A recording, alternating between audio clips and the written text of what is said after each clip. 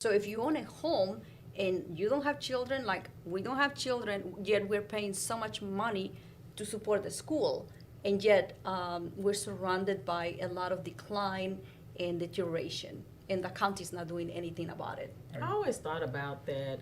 Someone needs to take the rear and just reevaluate and assess like our taxes. When, just like you said, there's older people that have no children in the home. There's people that have no children. Mm-hmm. There's people that have homeschooled their children, and just really reevaluate. I think just like how banks and everything, when you go into the bank, they say, oh, can we get a banker to talk to you and make an assessment of all of your assets now and look at everything?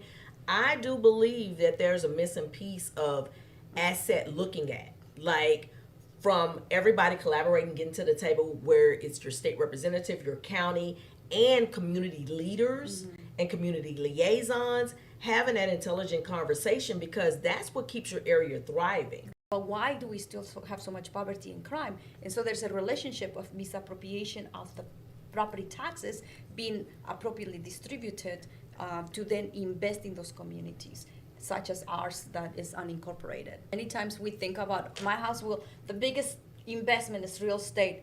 Well, that's what we think, but think about it. When you do the math and you say, yes, how much has my house appreciated? And I'll use myself as an example. My husband and I bought our home 5 years ago, this past May. And we have spent a lot more money in property taxes than actually in our, paying the house, right? Property taxes, and then maintenance, and then other insurances that come with it. And then you have all these different taxes, such as the schools. Well, because they are losing revenue, they are trying to collect revenue back from our property taxes. And so if we are to pay the house in 25 years or 30 years, when you account for the amortization rate and the interest rates and everything else and the inflation and everything, how many years did you spend, paying off the house?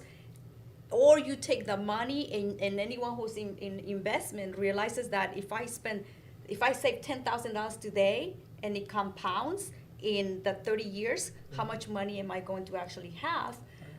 So I want to emphasize again that Harris County, the county, this is where the state of Texas, and this, by the way, if you're listening, it's time for you to do your due diligence research, because November 4th, Texas is passing a bill, and the people have to decide to approve it or not to approve it, and it has to do with your property taxes.